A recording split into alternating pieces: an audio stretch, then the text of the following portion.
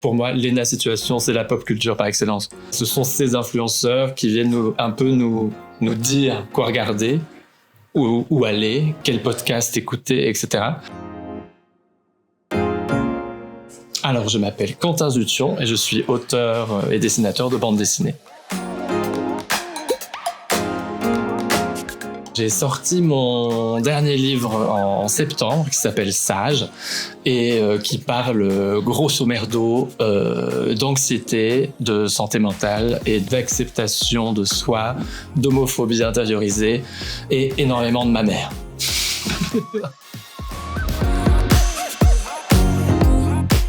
Le truc qui m'est arrivé tout de suite, c'est ridicule, mais j'ai adoré. C'était la télé-réalité sur Netflix sur les Housewives de Palm Beach. Mais je suis très télé-réalité, j'adore regarder la télé-réalité. J'aime voir des gens qui laissent complètement libre cours à leurs émotions, qui n'ont aucun filtre et aucune retenue, parce que vu que c'est complètement l'opposé de ce que je fais dans ma vie de tous les jours, eh bien je les admire. Moi j'adore les clashs de télé-réalité comme ça, pour ça.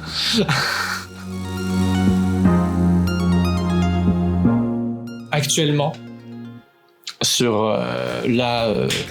dans notre contemporanéité, je pense que c'est beaucoup les gens qu'on regarde sur Internet. Par exemple, pour moi, Léna Situation, c'est la pop culture par excellence. Ce sont ces influenceurs qui viennent nous dire quoi regarder, où aller, quel podcast écouter, etc. Et moi, je me rends compte que j'arrive plus du tout par moi-même à aller chercher des choses. Je scrolle. Et quelqu'un me dit d'acheter une Stanley Cup et j'achète une Stanley Cup. Voilà.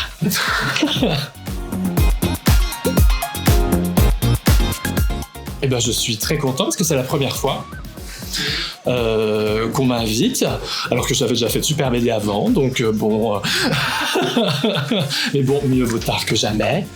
Et non, mais je suis ravi. Là, en plus, du coup, j'ai une rencontre qui va tourner autour du vaste sujet de la figure maternelle, à la fois donc pas moi, mais donc d'être mère ou d'être enfant de mère, enfin on a tous une maman de toute façon.